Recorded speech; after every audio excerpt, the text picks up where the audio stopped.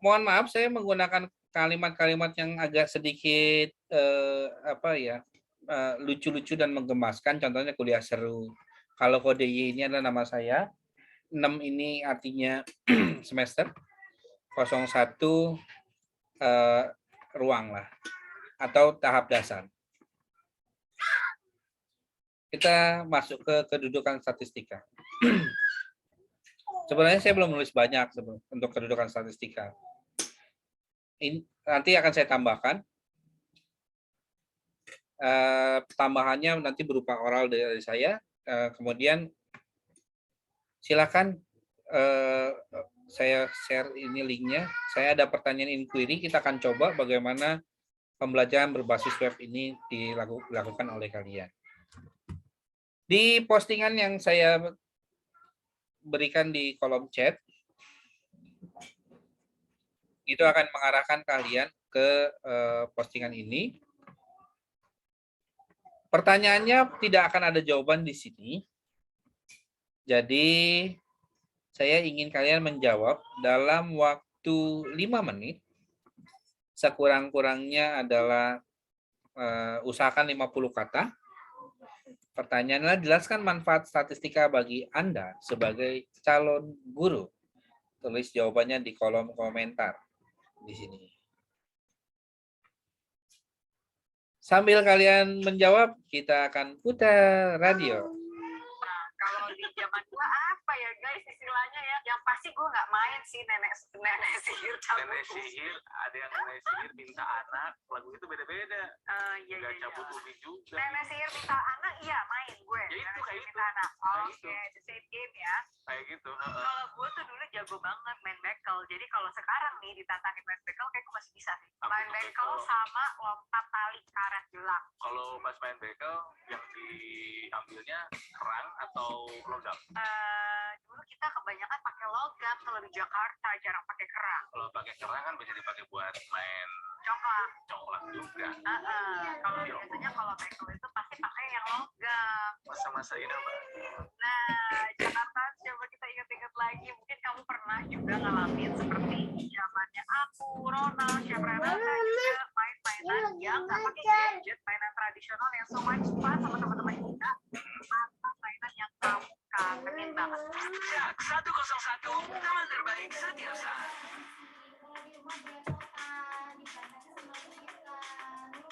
Khairun Nisa ditulisnya di bagian kolom komentar di website ini ya. Jadi biar nama kamu tercatat jejak digitalnya.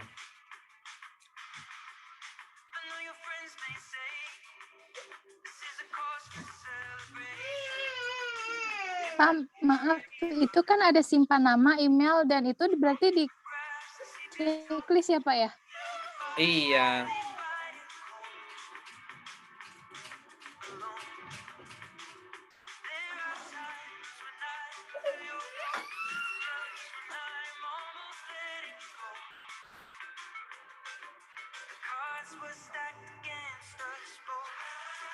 Ya ini dia, nama kan wajib, email wajib. Ini fungsinya identitas kamu. Ini kalau mau disimpan boleh, enggak juga boleh.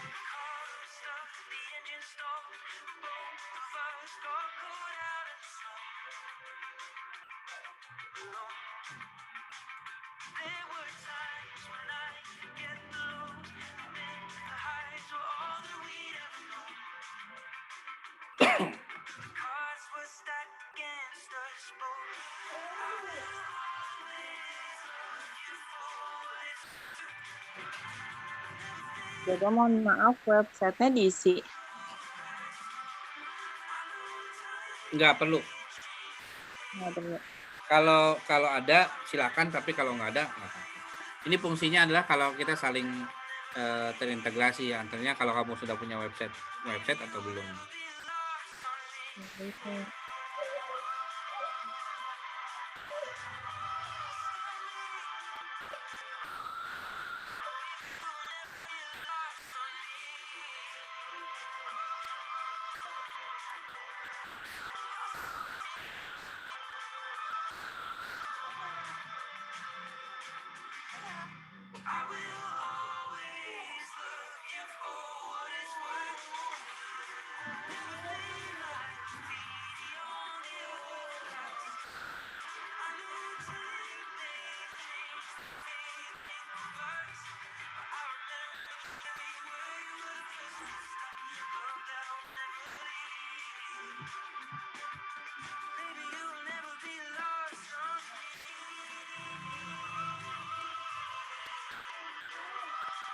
Oke, 1 menit lagi.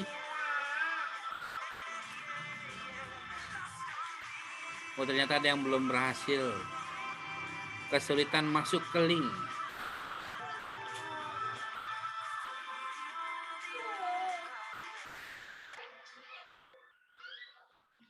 Masih di Sarapan Seru Jakarta, masih pengen ngajakin kamu untuk mengingat-ingat.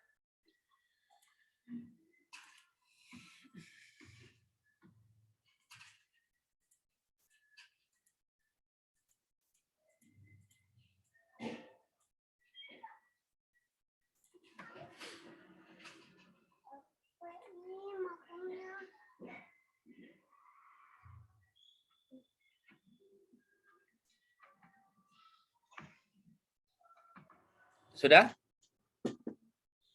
Kalau sudah, saya mau intip dulu siapa yang udah menulis.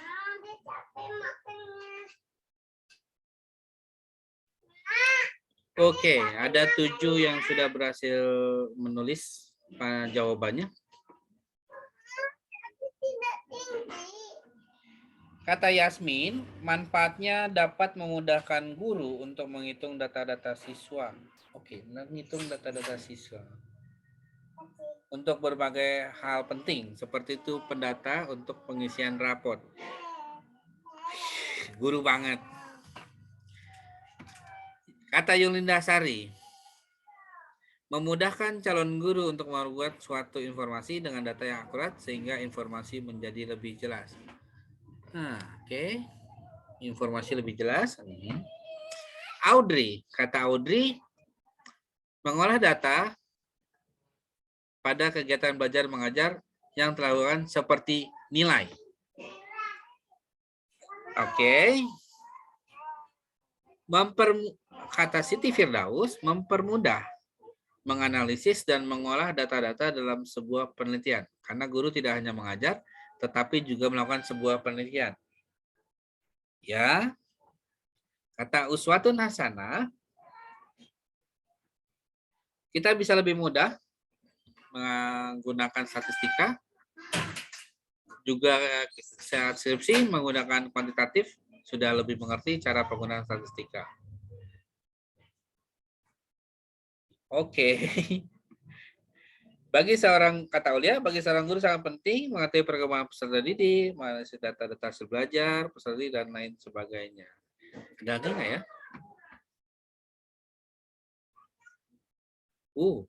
Kata Ayu Sahara, alat bantu mengelola data.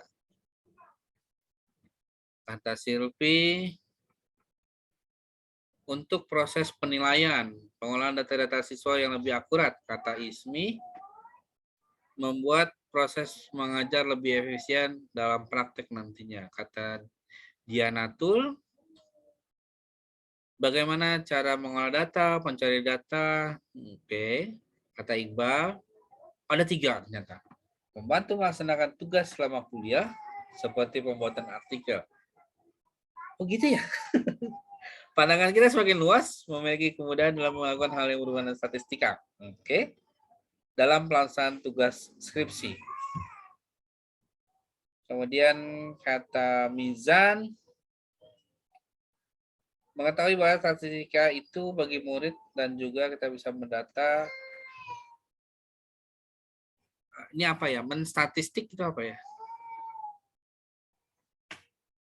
Kita dari berbagai hal seperti kehadiran, oke, kehadiran, keaktifan, mengambil data dari murid kita. Kata Bramantio, spesifik, ringkas, orang memahaminya dengan mudah. Kata Adele, tentang peristiwa, ukuran-ukuran statistik, dengan kepercayaan tertentu berdasarkan sampel dan populasi. Oh, ternyata kalian sudah akrab ya dengan istilah-istilah yang ada di statistik ya. Adanya penghitungan, kemudian adanya nilai-nilai, kemudian adanya laporan atau raport gitu ya. Adanya pembuatan artikel, tugas skripsi. Jadi, yang kita akan pelajari yaitu kedudukannya. Untuk mengetahui kedudukan statistik, saya mau mulai dulu dari pertanyaan interaktif.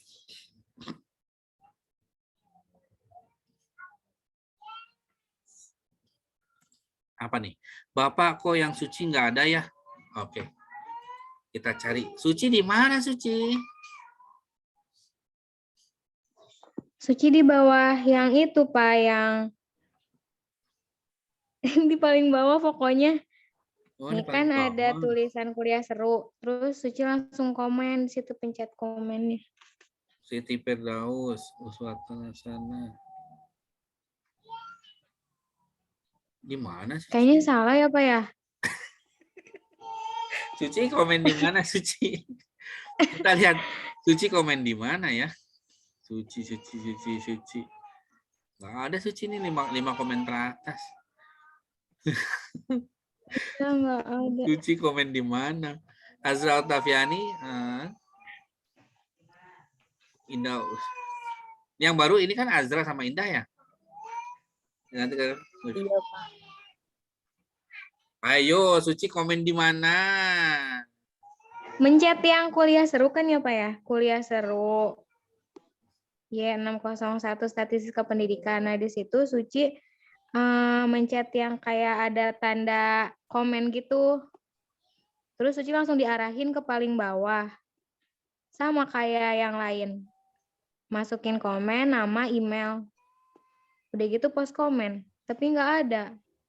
Iya. Suci kemana Suci? Ya nanti Suci saya coba telusuri ya. Atau Iya, jangan-jangan belum klik submit lagi. Klik submit. Oh iya. Oh iya. Inilah serunya pembelajaran Ya, menggunakan maaf, Pak. web. Jadi mahasiswa juga lucu-lucu dan menggemaskan gitu. Lupa ternyata klik submitnya belum. Oke, sambil menunggu Suci, udah diklik submit belum Suci?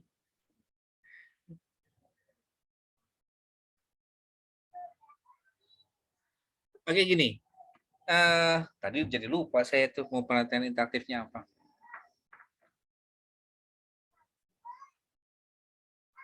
Ada nggak yang bisa kasih saya pengertian sederhana? Statistika itu apa sih?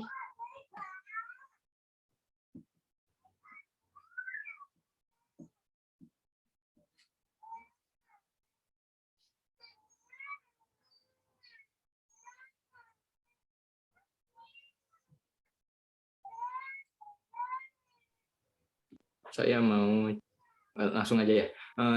Statistika adalah pengetahuan tentang penggunaan angka-angka untuk memudahkan penghitungan, seperti mempermudah penelitian kuantitatif,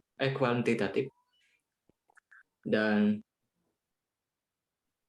ya cenderung ke penggunaan metode penelitian kuantitatif yang mempermudah penghitungan lah, Pak. Oke. Ada lagi yang mau berpendapat? Saya, Pak. Ya, silakan. Menurut pendapat saya, itu statistika itu adalah suatu ilmu yang bisa mempelajari, merencanakan, menganalisis juga Pak tentang sebuah penelitian. Udah. Ya Pak. Oke.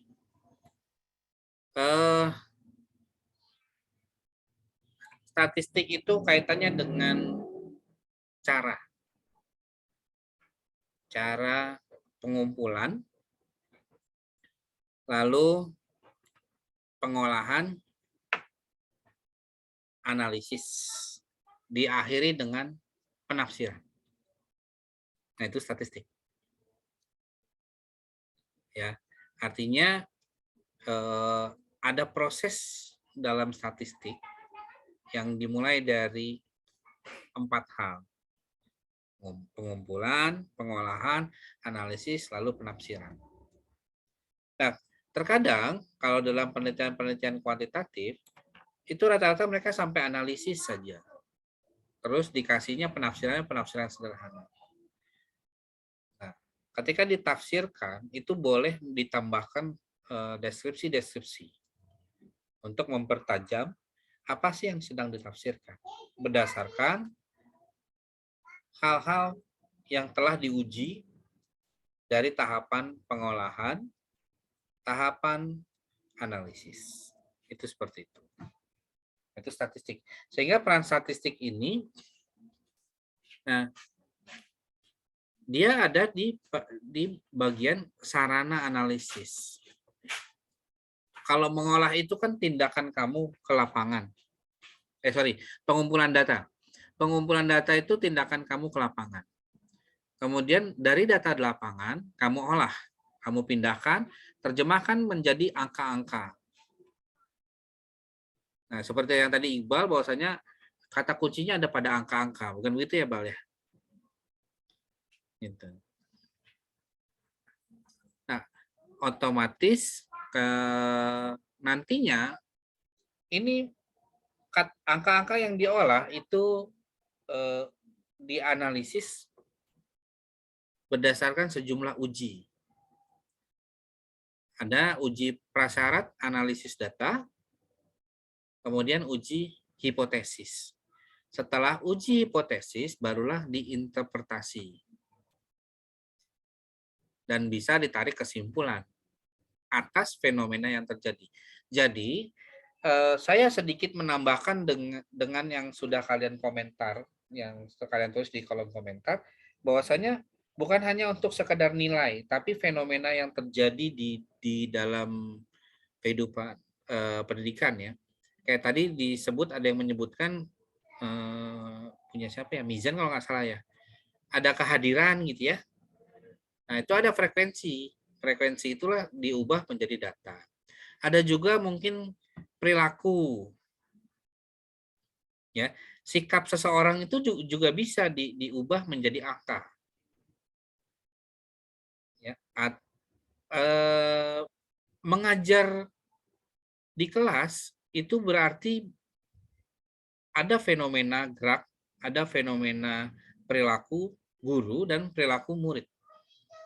Atau perilaku metode pembelajarannya. Jadi yang kita pahami adalah tidak selayaknya semuanya yang secara definitif angka, tidak. Melainkan perilaku-perilaku ini yang tampak oleh pengamatan itu bisa diubah menjadi angka. Bahkan persepsi seseorang, baik itu persepsi guru, persepsi orang tua murid, persepsi siswa, itu bisa diubah menjadi angka. Jadi tidak mesti semuanya berhubungan dengan nilai perolehan hasil belajar, melainkan bisa juga berhubungan dengan bagaimana sikap atau tindak tanduk seseorang dalam proses pendidikan di SD, dalam hal ini SD, karena kita belajarnya di SD. Nah, kedudukannya jelas pada penelitian kuantitatif.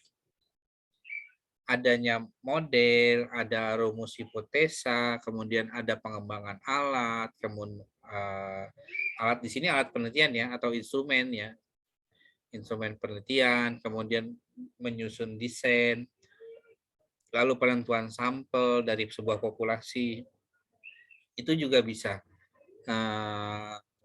dikaitkan. Sehingga statistik dalam kedudukan di PGSD itu lebih menekankan hal-hal yang bisa membantu seorang mahasiswa PGSD, bahkan nanti ketika sudah lulus nanti ketika menjadi guru, itu bisa mengungkap permasalahan-permasalahan yang ada dengan pendekatan data. Artinya pendekatan data di sini berbicara tentang akurasi. Contoh seperti ini.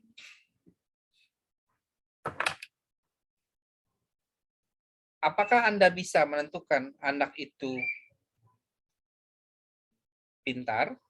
Misal si A pintar, si B kurang pintar. Bisa nggak ditentukan?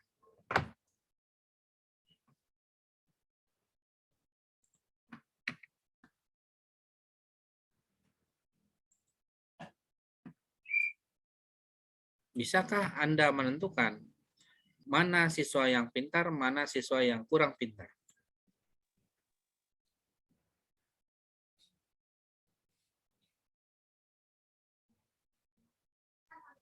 Bisa, Pak. Bagaimana caranya? Misal dilihat dari nilai-nilai keaktifan dia di sekolah, kemudian nilai-nilai ulangan hariannya, kemudian digunakan dengan pengumpulan data statistika tersebut. Oke, yang tergolong pintar tuh anak-anak yang seperti apa? Menurut saya itu aktif di sekolah, kemudian pengetahuannya luas, memiliki sikap yang baik. Itu, Pak. Oh, ternyata kategorinya bukan angka ya? Kalau dilihat dari jenis angkanya seperti kayak ini, Pak, nilai-nilai yang ulangan harian kayak gitu, Pak. Ulangan hariannya Ujian berapa? nasional kayak misal KKM-nya tuh 8, berarti di atas 8 kayak gitu. Jadi semua siswa yang di atas 8 dianggap pintar. Menurut saya iya, Pak. Ada yang mau membantah atau ada yang mau menambahkan? Saya, Pak, Ya, silakan. membantah. Kalau menurut saya sih anak yang belum tentu ya, anak yang kurang aktif gitu. Anak yang kurang aktif dikatakan tidak pintar, Pak. Seperti tadi kan dikatakan anak yang aktif itu pintar. Belum tentu kalau kita lihat dari dalamnya gitu, Pak. Belum tentu anak itu kurang pintar. Mungkin lebih tepatnya kalau menurut saya itu bukan kurang pintar sih, kurang aktif gitu, kurang aktif di kelas, bukan kurang pintar di kelas, Pak, kalau menurut saya. Oke, jadi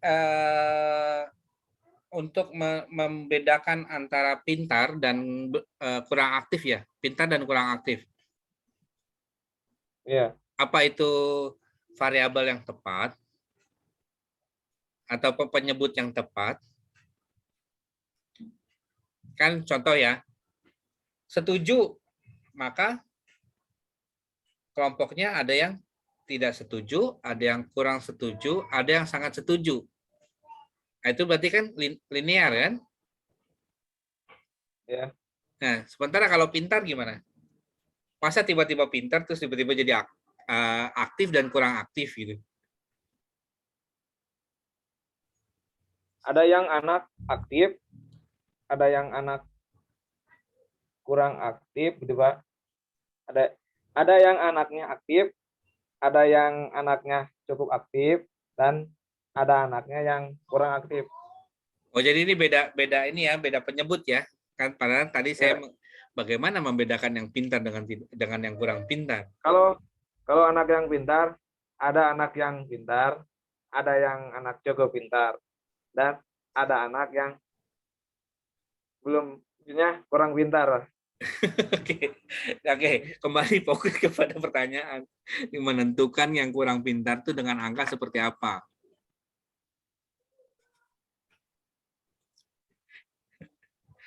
Karena kita nantinya akan membantu untuk menjabarkan komentar untuk pembuatan rapot. Sekarang rapot sekarang itu ada kata-katanya, ada deskripsinya. Ada yang pernah lihat rapot adanya? Ada, Pak? Ada. Itu ada kolom sebelum tanda tangan guru, itu ada komentar wali kelas. Nah, komentar itu dasarnya dari mana? Dari angka yang diperoleh oleh, atau nilai yang diperoleh oleh siswa, Pak. Nah, Ada itu di dia. deskripsinya. Itulah kegunaan statistik. Ketika ada sejumlah data angka, itu kan angka tidak berbohong. Kayak contoh misalnya. Contoh nih ya. Kalau misalnya saya sebut sembarang nama, mudah-mudahan tidak tersinggung. Misalnya disebut Siti Dianatul Mardia itu kecantikannya tidak bisa digambarkan lewat kata-kata. Tapi lewat angka bisa. 2/10. Sakit hati nggak kira-kira? Sakit, Pak. Kenapa? Adel, kenapa sakit hati? Kan itu rentannya jauh, Pak, dari angka 10. Beda sama deskripsinya Bapak. Kan tidak bisa digambarkan dengan kata-kata, tapi ternyata angka bisa. Itulah menariknya statistika gitu ya. Jadi kalau misalkan kita bilang, anak ini pintar, kan kita tidak boleh menyakiti orang lain, tapi angka bisa. Tinggal orang itu mengerti angkanya atau tidak gitu. Gitu. Ini contoh ya, Siti ya, bukan Siti Dia atau Mardia, kamu ada kembaran kamu mungkin namanya sama. Apa, Pak? Ya itu contohnya. Artinya ada ukuran-ukuran kecantikan yang saat ini bahkan ada fitur dari Instagramnya beri rating gitu ya. Kan seru tuh. Rating kecantikan saya atau nanti direspon atau sama followersnya berapa kecantikannya. Kan ketika dapat jelek sakit hati rasanya, tapi kenapa dipasang gitu, maksudnya kan seperti itu kan. Nah itu memang tugasnya adalah untuk mensurvei kan bagaimana nih pesona diri Anda dalam postingan tersebut. Ingat ya, hanya dalam postingan, tidak berarti mewakili semuanya.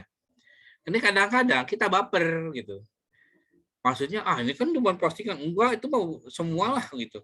Itulah yang kalimat-kalimat kualitatif deskripsi kadang-kadang menjebak sekali. Ketika ada orang berbicara bahwasanya jelek itu adalah mutlak. Waduh. Kesannya gimana gitu. Dia bilang, cantik itu mah kayaknya relatif ya. Ada yang bilang dia cantik, tapi dia juga cantik gitu. Tergantung. Nah, kalau ada perempuan bilang, gimana cowok itu gitu kan, B aja gitu. Padahal dalam hati ketika ditegur, ini ada gue, aduh, rasanya sumriwing gitu. Apalagi artis Korea mampir nyuci laundry di tetangga kalian, gitu. Kan lagi banyak iklannya ya, lagi banyak iklan. Artis Korea, ada tulisan kecilnya, tidak, tapi yang besarnya pernah laundry di sini gitu. Pernah lihat yang iklan begitu nggak? Nggak ya gitu. Wah, saya aja nih yang mainnya kejauhan berarti ini. Saya lihat itu di Yasmin depan Hermina. Gitu. Gede dia, ukurannya ukuran baliho. Lihat, artis Korea, saya nggak tahu namanya siapa, saya juga nggak kenal. Tapi ada fotonya. Tulisannya pernah laundry, tapi yang kecilnya tidak. Gitu. Nah, itulah luar biasa ya. Ya, oke, itu dari pengertian dan dari kedudukannya. Sekarang ada pembagian manfaat ya, kalau dilihat dari diskusi kita tadi, ada manfaat-manfaat statistika. Itu terbagi sekurang-kurangnya menjadi 4.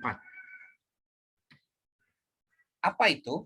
Manfaat dalam kehidupan sehari-hari, manfaat dalam penelitian ilmiah, manfaat dalam kegiatan proses belajar mengajar, dan terakhir dalam kegiatan ilmu pengetahuan. Tolong sebutkan manfaat statistik dalam kehidupan sehari-hari.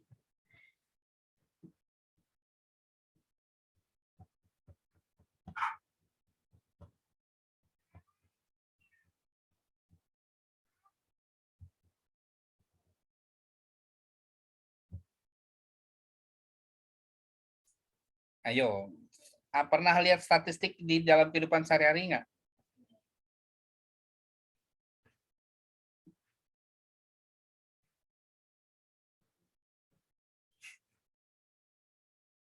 Atau lihat di berita?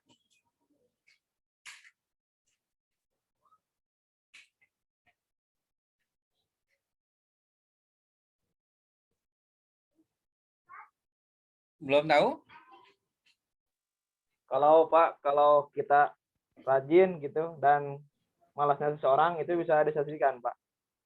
Itu Rajin. kehidupan sehari-hari. Kayaknya rajin atau malas. Ya. Ya seperti apa nih yang dalam kehidupan sehari-hari?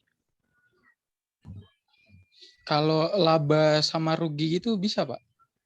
Oh bisa dong. Tapi laba yang mana dulu? Laba UMKM. Iya. Nah iya bisa. Itu artinya data statistik memang. Itu. Ada juga misalnya adalah kita lihat ada frekuensi ngebitnya tukang Gojek, tukang Grab. Tahu nggak ya? Tahu istilah bit nggak, ngebit? Enggak, Pak. Oh, nggak tahu. Berarti di sini ada yang pernah jadi Gojek? Nggak ada. Ada yang mungkin saudaranya atau kenalannya, temannya yang mendaftar diri sebagai Grab gitu ya, driver gitu. Nggak ada, Pak. Oh, nggak ada. Orang kaya di sini ternyata. Mainnya nggak main sama para Gojek. Oke, saya ganti contoh kasus yang lain. Karena orang kaya di sini ternyata. Di berita itu suka ada update statistik tentang kenaikan COVID. Nah, kira-kira kalau membaca itu manfaatnya buat kalian apa?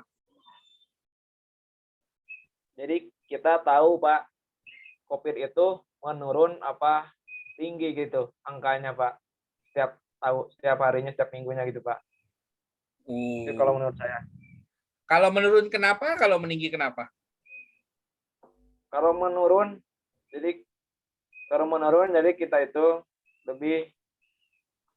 lebih bersyukur lagi gitu bahwa COVID itu turun gitu dan bisa hilang syukur-syukurnya. Kalau meninggi itu berarti tingkat kewaspadaan kita dalam protokol kesehatannya berarti kurang gitu, lebih ditingkatkan lagi agar COVID itu bisa menurun gitu. Tapi dalam hati sebenarnya pengen nggak sih dibatasi begitu? Kalau menurut saya sih, Pak, enggak, Pak, dibatasi. Terutama dalam bidang pendidikan gitu, Pak. Terutama dalam bidang pendidikan. Apa tuh dalam bidang pendidikan kaitannya? Karena kita itu karena saya pribadi gitu bosan soalnya kalau belajar kayak gini ke daring gitu, Pak. Apalagi materinya seperti statistika pendidikan ini seharusnya dilaksanakan secara di kampus gitu, luring gitu, agar kita bisa lebih paham lagi gitu, Pak. Capek atuh bawa laptop tiap hari. Kan di mata kuliah statistika pendidikan harus bawa laptop. Pegel itu. Tapi biarin sih kalau menurut saya, Pak. Oke. Asalkan ilmu itu masuk gitu, Pak. Sebenarnya menarik juga kalau COVID tinggi, berarti kita semakin dilatih untuk belajar kangen sama teman, belajar kangen sama gebetan. Gitu. Jadi karena kita terpisah oleh jarak ya. Jadi rasanya akan selalu nanya gimana kabar, udah makan belum? rasanya tuh bucin-bucin tuh gimana gitu ya. Seru lah gitu. Jadi terlepas dari fenomena statistik itu menjadi alasan kita untuk aduh ini kan lagi tinggi atau jadi kita kondangannya nanti saja. Terus alibi mereka yang menunda melamar pasangannya gitu ya. Gitu. Nanti atau kita harus ikuti protokol kesehatan. Salam ikut Bapak. Iya. Ibu tukang urut punya yatim 2. Pengen jual ini Pak. Sebentar ya. 2 hari enggak Mas.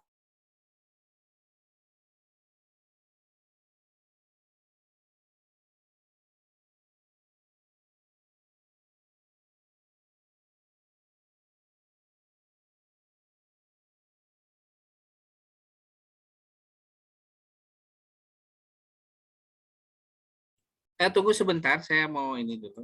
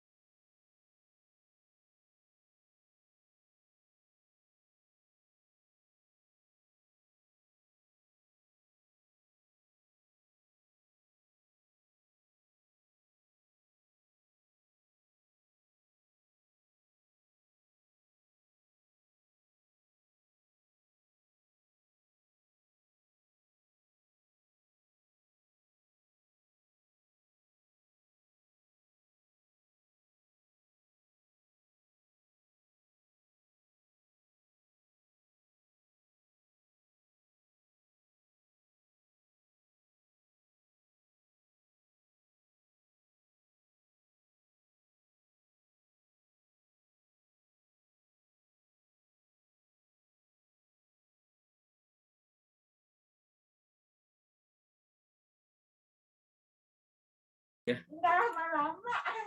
Nggak apa-apa sebentar. Oke, maaf, kita lanjutkan. Gini. Bapak baik. Kalau orang makin Bapak suruh duduk baru Bapak doang. Ibu silakan duduk dulu, saya lanjutkan mengajar. Oke, lanjutnya gini. Ada yang namanya ada tingkat kecelakaan lalu lintas kalau kita mampir ke jalan tol ya. Itu ada data statistiknya. Berapa yang kecelakaan? Ada. Ibu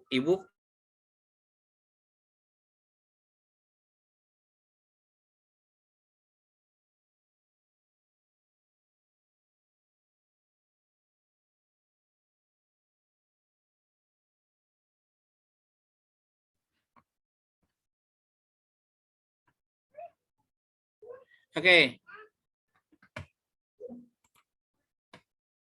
Ada dalam tol itu ada keterangan berapa kecelakaan, berapa yang meninggal, berapa yang luka-luka gitu. Itu penggunaan statistik dan kebanyakan rata-rata itu saya setuju dengan yang disampaikan Mizan bahwasanya ada yang untuk kepentingan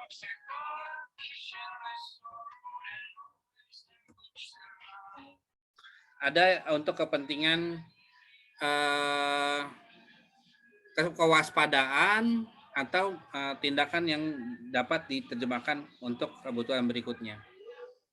Lalu untuk penelitian ilmiah itu lebih pada mengemukakan kembali keterangan-keterangan yang tersembunyi. Ya. Kayak contoh misalnya kalau ada perhitungan laba rugi dalam sebuah perusahaan, ya itu bisa diteliti. Ini sebenarnya ruginya rugi di mana? Itu seperti itu. Atau kalaupun untungnya untung karena apa? Itu bisa diteliti. Tapi kalau dalam penelitian ilmiah di bidang pendidikan, itu cenderung misalnya ada hasil belajarnya bagus. Nah, hasil belajar bagus itu dasarnya apa? Apakah semua materi atau sedikit materi? Kadang-kadang kalau kita melihat raport itu kan rangkuman ya. Ya, itu rangkuman. Kalau karena rangkuman itu adalah hasil keseluruhan, maka kita tidak bisa menelisik, tidak bisa menelusuri secara parsial. Apakah dia bagus di materi tertentu, sementara materi yang lain tidak, gitu. Atau semuanya imbang, itu kita tidak tahu. Nah, untuk itu perlu ada penelitian-penelitian berikutnya untuk mengolah bagaimana hasil belajar ini bisa ditemukan menjadi hasil belajar yang disajikan oleh guru kepada orang tua murid. Kalau dalam kegiatan proses belajar mengajar, ini bagian yang ketiga, belajar mengajar itu biasanya kaitannya dengan adanya capaian-capaian diperoleh secara kumulatif, baik dari mahasiswa atau siswa, itu pun masih bisa dibedakan. Perempuannya berapa, laki-lakinya berapa, prestasi perempuannya seperti apa, prestasi laki-laki seperti apa. Nah, itu masih bisa ditelusuri. Lalu dilihat sekolah tersebut itu punya potensinya di gender yang mana? Gender perempuan kah atau gender laki-laki kah? Jadi kalau ketika dibilang bahwasanya semua orang itu sama, tapi statistik bisa membedakan itu. Gitu. Kayak seperti misalnya ada fenomena bahasa yang saya masih yakini sampai sekarang, produksi kata untuk laki-laki itu hanya dalam sehari itu hanya 7.000 kata. Sementara untuk perempuan itu ada 20.000 kata. Itulah alasan kenapa perempuan itu sering disebut bawel gitu ya.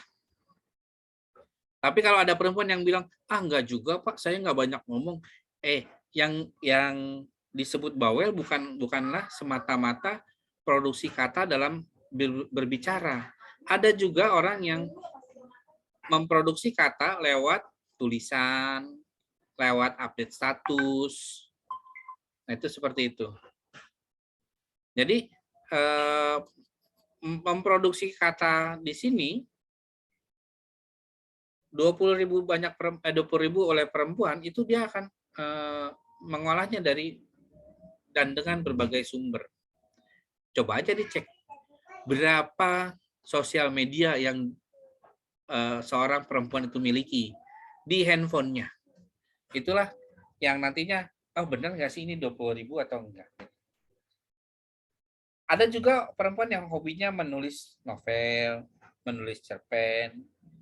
Nah, itu bagian dari penggunaan statistik yang nantinya akan diterjemahkan, dipahami oleh orang-orang sebagai proses seseorang, proses entah dia mempelajari sesuatu, entah dia nanti menularkan sesuatu. Nah, kaitannya dengan proses belajar mengajar untuk statistik, perilaku itu juga bisa diubah.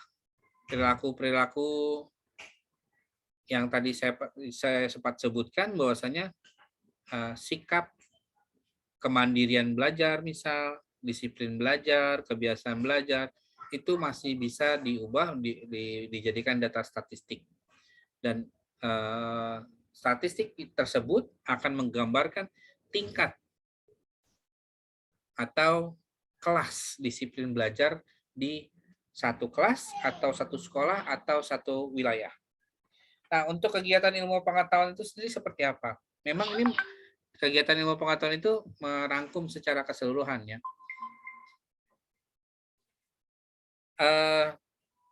Statistik itu kan sebagai sarana analisis, interpretasi dari kuantitatif.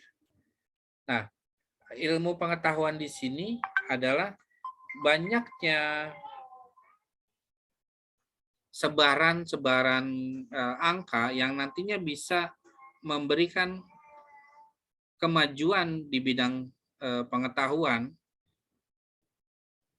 Seperti contoh, berapa sih jumlah artikel yang telah diproduksi, atau bagi dosen sekalipun, misalnya seperti yang saya coba tautkan di dalam website saya.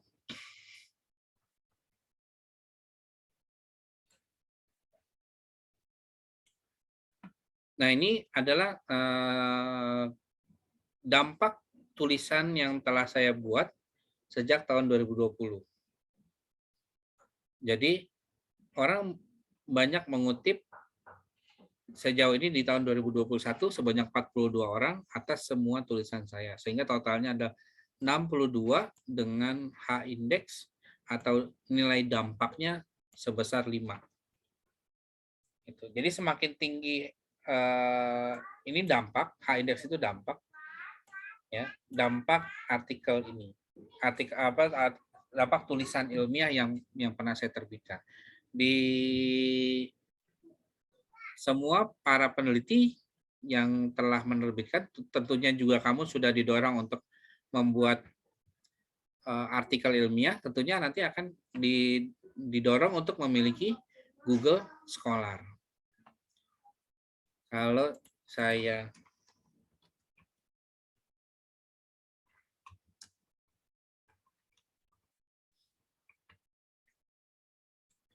tampilkan, ini jadinya seperti ini. Ada 62, ya, 5, kemudian indeksnya sebanyak 1. Dengan yang paling banyak ternyata ada di sini, di judul ini. Lalu diikuti yang kedua, kemudian yang ketiga, seterusnya, dan sampai ke bawah. Adapun kalau berdasarkan tahun, tulisan terbaru saya di tahun 2022 masih ada 1. Sementara di 2021 ada 3, 2020 ada lebih banyak gitu ya. Seperti itu. Jadi tren saya, tren untuk penulisan ini untuk kemajuan ilmu pengetahuan. Ini banyak dikutip di tahun 2020, artikel tahun 2020. Sementara saya berharap ini pelan-pelan mulai dikutip oleh masyarakat luas, khususnya masyarakat pendidik. Itu seperti itu gambarannya. Sejauh ini ada pertanyaan kah?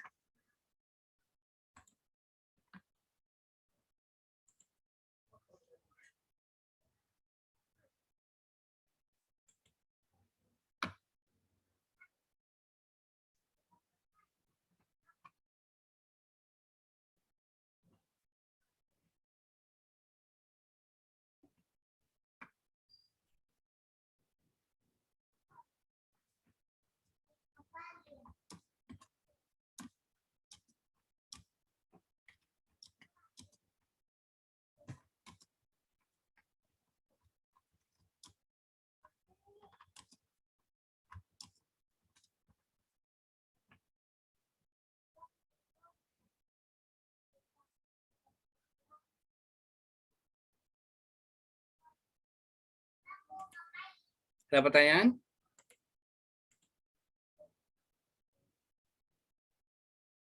Enggak ada?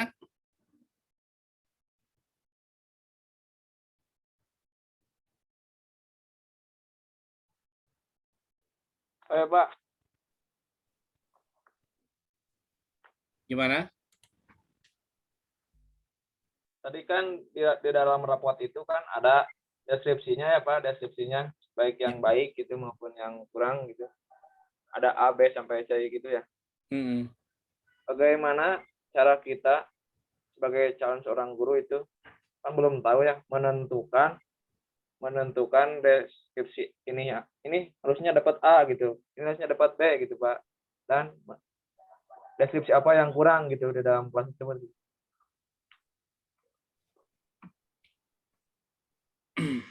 Oke, gini, itu kaitannya dengan nilai mutu ya, A, B gitu ya.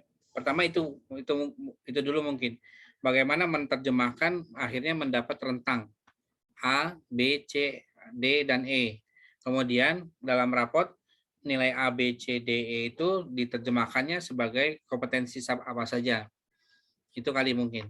Jadi gambarannya seperti ini.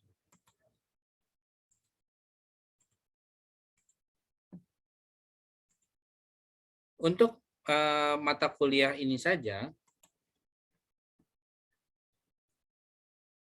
untuk menentukan A, B, C, D, dan E, itu didasari dari rentang.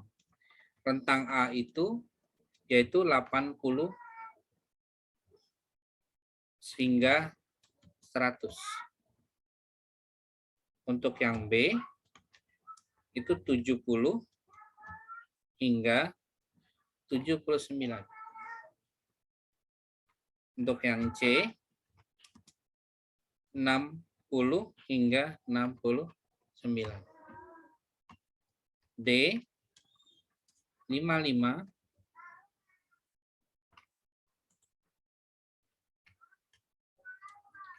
hingga 59. Yang E, 0 sampai 54. Nah, bagaimana menentukan ini? Dalam perkuliahan ini saja, ada yang namanya kehadiran,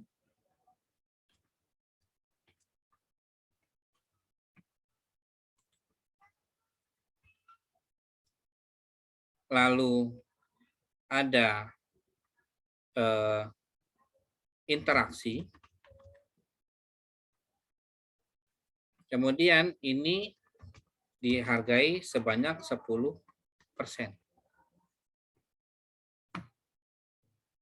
Kemudian untuk tugas, baik itu tugas 1, 2, 3, dan seterusnya, itu dihargai sebesar 20%. Sementara untuk UTS, ya itu baik yang berupa proyek, baik yang berupa pertanyaan-pertanyaan yang menggunakan kertas atau digital, itu bobotnya untuk kelas ini 30%. Untuk UAS, ini sebanyak 40%. Gitu. Nah, inilah yang nanti akan, kalau mau mendapatkan nilai 80, apakah yakin UASnya 40% dapat nilai maksimal?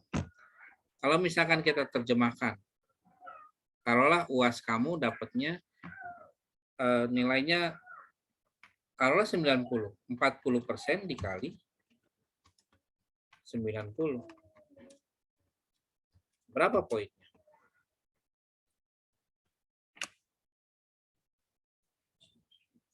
Empat dikali 9, 36. Taruhlah sama UTS-nya, 30% dikali 90. Berapa? 27. 27 ditambah 36, ya kira-kira tugasnya tidak dikerjakan. 27 tambah 36 berapa? Masuk yang mana? 63, Pak. Berapa? Dapat 60? 63. Nah, jika UTS, UAS dikerjakan, berarti sekurang-kurangnya kamu dapat 6. Dapat di sini rentang yang C. Itu seperti itu. Nanti lihat kompetensinya seperti apa. Oke. Nah, itulah yang disebut nantinya akan dijabarkan. Tapi kalau untuk perkuliahan, akhirnya adalah dengan huruf mutu. Huruf A, B, C, D, atau E. Itu seperti itu. Nah, kalau misalkan tugasnya nanti ya berapa, dapat poinnya berapa, kemudian interaksinya. Kalau interaksi kan kadang jika kehadiran bisa 100%, tapi interaksi belum tentu. Itu karena pakai rubrik. Jadi misalnya sekiranya bobot poinnya di kehadiran dan interaksi ternyata hanya 98,9, ya 98,9, ini dikali berapa? Berarti kan dia hanya dapat sekitar 9,89. Ini dijumlahkan. 63 ditambah 9, oh masuk ke B. Tinggal tugasnya deh, berapa. Begitu. Pak, kalau nggak ngerjain UAS gimana? Ya udah hilang 40%. Pak, kalau nggak ngerjain UTS gimana? Ya udah hilang 30%. Atau terserah kamu itu, mah. Mau hilang yang mana gitu kan? Sampai di sini bisa dipahami? Paham, Pak. Nah, bagaimana menerjemahkannya? Kalau di sekolah itu A itu nantinya apa? Kamu yang menyatakan sendiri. Apakah dia mampu? Kalau saya kan ada tujuan ya. Jika dilihat tujuannya, apakah tujuannya tercapai atau ada yang masih belum tercapai atau semua tercapai? Gitu. Makanya ada beberapa penugasan nanti akan dilihat. UTS ini sendiri, UTS ada perwakilan dari berapa persentase untuk masing-masing kompetensi. Itu perhitungannya semakin rumit tentunya, tapi akan memudahkan membuat data deskripsi atau penjelasan untuk komentar. Itu seperti itu. Oke, ada pertanyaan lain?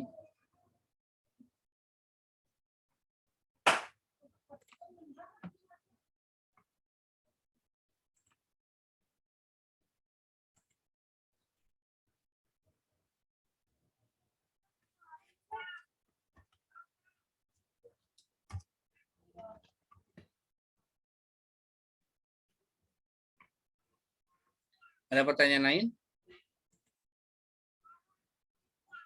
Nggak ada? Kalau nggak ada, tinggal 3 menit lagi nih.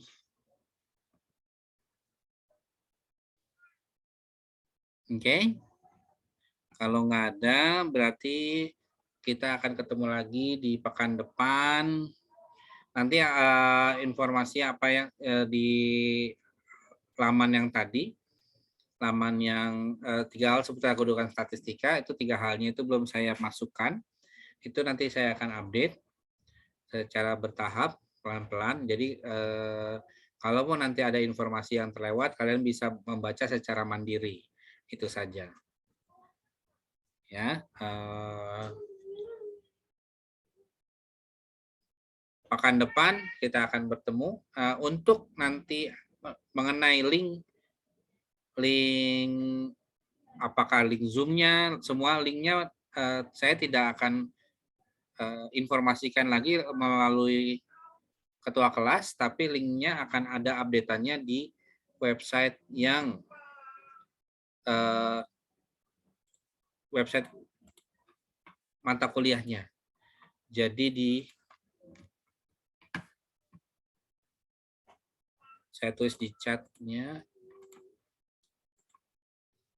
Jadi kalau ada info tentang ada link untuk pertemuan berikutnya, itu saya tulisnya di sini, di laman yang ini, khusus untuk statistika pendidikan. Jadi karena mahasiswa itu terbiasa untuk mencari, jadi saya akan biarkan kalian mencari-cari informasi. Karena tugasnya adalah kalian terlatih mengumpulkan data. Dan ingat nanti penugasannya kalian akan terjun ke lapangan. Ya, saya persiapkan dulu, nanti kalian akan turun ke lapangan bagaimana membuat instrumen. Tadi kita ada materi tentang itu ya, membuat instrumen, kemudian uji validasi instrumen, kemudian uji reliabilitas, kemudian kalian akan turun ke lapangan, cari data di lapangan, lalu kemudian kalian uji instrumen yang kalian buat sendiri. Apakah instrumen kalian sudah layak atau belum layak, jadi kalian sudah terbiasa. Sehingga nanti menjadi modal kalian untuk menulis skripsi. Gitu. Instrumen udah bisa, hitungnya udah bisa, kemudian datanya sudah bisa. Jadi tinggal lihat apakah kalian mau terjun ke lapangan. Itu doang. Oke? Jika tidak ada pertanyaan, berarti saya akhiri pertemuan kali ini. Ya, mengingat juga sudah 10.30. Terima kasih atas atensinya. Kita berjumpa kembali di pekan depan. Hal-hal yang benar dan yang baik itu bukanlah dari saya, itu dari Allah Subhanahu wa taala. Sedangkan yang buruk-buruk, yang jelek-jelek pasti dari saya. Karena saya pembuat salah lah. Intinya mah seperti itu. Terima kasih. Assalamualaikum warahmatullahi wabarakatuh. Waalaikumsalam. Warahmatullahi wabarakatuh. Terima kasih, Pak. Iya, saya leave meeting.